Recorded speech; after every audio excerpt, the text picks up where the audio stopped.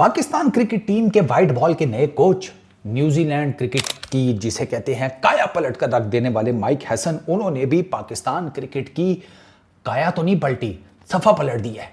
हाँ, पाकिस्तान क्रिकेट की किताब का बाबर और रिजवान के कारनामे से जो अगला सफ़ा है ना, माइक हैसन ने वो सफ़ा पलट के वहाँ पे कुछ लिखना शुरू कर दिया। माइक हैसन ये कहते हैं नहीं, वो वाला काम नहीं अभी किया। वो अगर किया भी यार तो समझो थूक लगा कर किया है, मतलब पक्की स्याही से अभी ठप्पा नहीं लगाया। तो उम्मीद बरकरार रखें बाबर और रिजवान के जो फैंस हैं। माइक हैसन ये कहते हैं कि भाई साहब, पाकिस्तान टीम में सिलेक्शन उसका सोल क्राइटेरिया ना एक्सपीरियंस होगा ना रेपुटेशन होगी। मतलब सिर्फ ऐसा नहीं है कि एक्सपीरियंस और रेपुटेशन की बेस के ऊपर हम पाकिस्तान टीम में रख लेंगे। और वो जो बांग्लादेश की टीम अगेंस्ट टीम अनाउंस हुई है वो उसमें आपने देख ही लिया है, उसमें एक्सपीरियंस रेपुटेशन होती, बाबर भी होता रिजवान भी होता, दोनों नहीं है। अच्छा चल, बाबर और रिजवान का ना फिर समझ में आता है कि ठीक है उनकी गेम नहीं ड्रॉप कर दिया। शाहीन से रिलेटेड जो बयान आया है ना, मैं यकीन करो कि ऐसे लगता है किसी ने मेरे कलेजे को हाथ मारा है। वो बयान ये आया है सामने कि शाहीन ने बेसिकली पीसीबी की सिलेक्शन कमेटी को कहा है कि आप मुझे ना सिलेक्ट करें बांग्लादेश के अगेंस्ट सीरीज़ में, आप मेरी जगह किसी यंगस्टर को चांस दे दें। ये तो वही वाला सीन हो गया, अस्सलामु अलैकुम, जो क्या था, नो कमेंट्स। मैं आप क्या कह सकता हूँ। There is every possible chance Shaheen को लगा हो कि मेरे से ज़्यादा बेहतर ही कोई डिज़र्व करता है। जहाँ तक बात है माइक हैसन की, उसने कहा है जी कि हम ना पहले डिसाइड करेंगे कि हमने किस टाइप की क्रिकेट खेलनी है। अब जब हम एक सर्टन टाइप की क्रिकेट के बारे में कंफर्म हो जाएंगे ना, हमने ये खेलनी है, आसान ज़ुबान में समझाता हूँ तुम्हें, तो ज़ाहिर बात है फिर उस क्रिकेट से रिलेटेड मुख्तलिफ़ किस्म के रोल्स निकलेंगे। तो हमने प्लेयर्स को आइडेंटिफाई करके रोल्स के मुताबिक खिलाना है।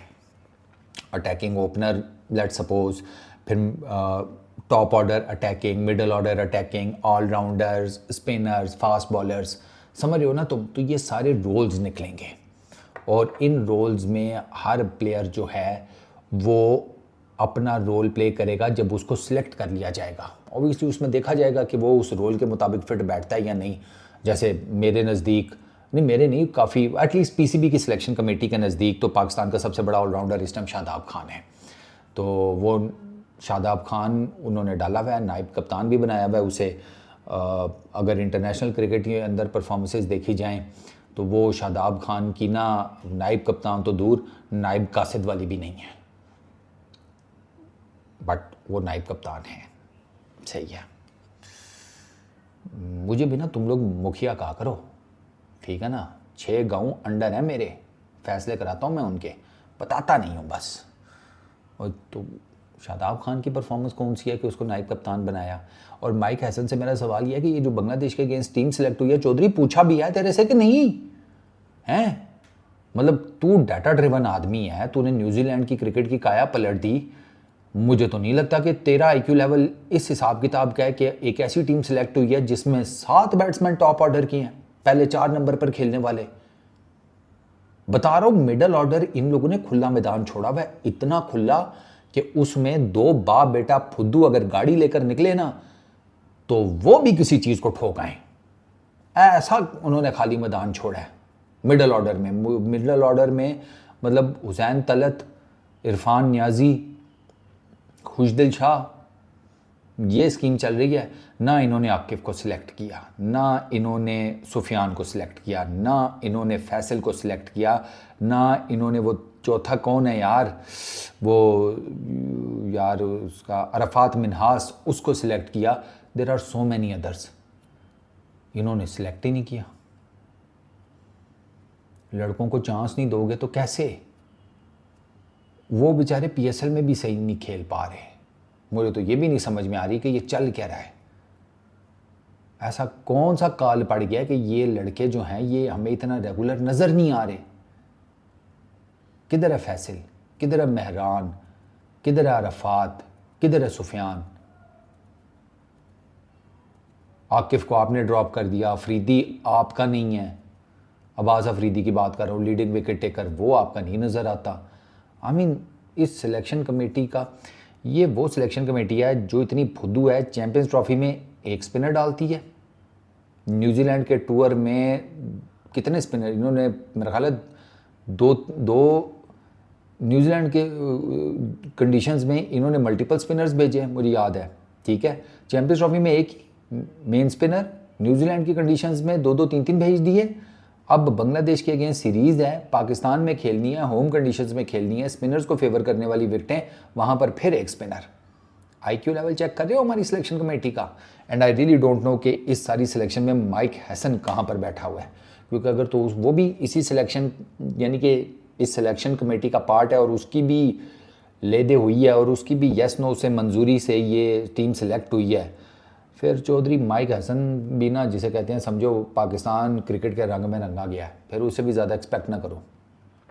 बाकी ये जो बयान शान है वो फिर सीधे सीधे बोल बचन है कि हमने पॉपुलर क्रिकेट खेलनी है, रोल्स डिफ़ाइन करने हैं, उन रोल्स के मुताबिक प्लेयर्स को सिलेक्ट करना है, फिर उन प्लेयर्स को उन रोल्स के मुताबिक ढालना है, वो अपने रोल्स में जिसे कहते हैं बेहतरीन किस्म की परफॉर्मेंसेस देंगे तो आगे चलेंगे, तो ये है तो वो है तो लटरम पटरम।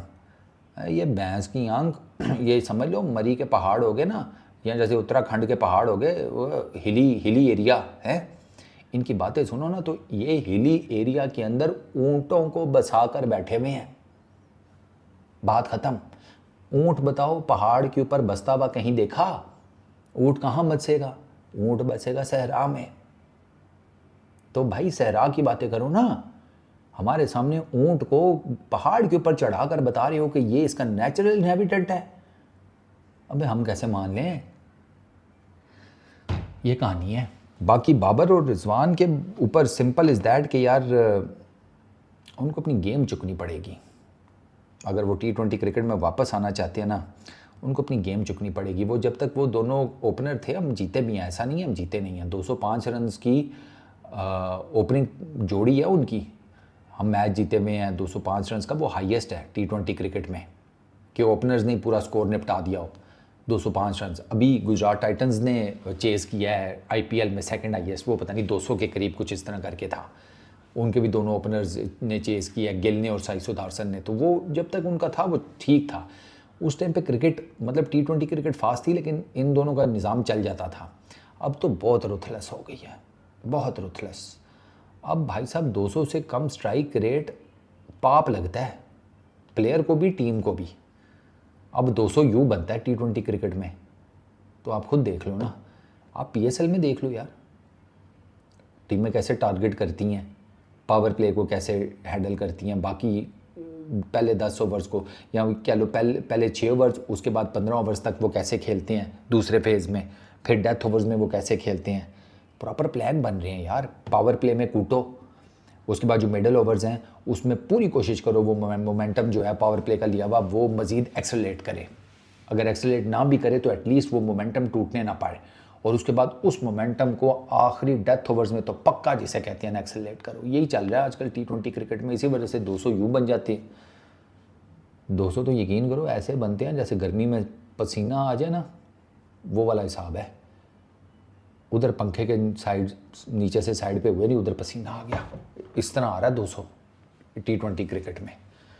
तो खैर चलो देखते हैं हैसन भाई क्या करते हैं पाकिस्तान क्रिकेट के साथ। इस वीडियो में इतने, अपना बहुत ख्याल रखना। नेक्स्ट वीडियो में मुलाकात होगी। Peace out.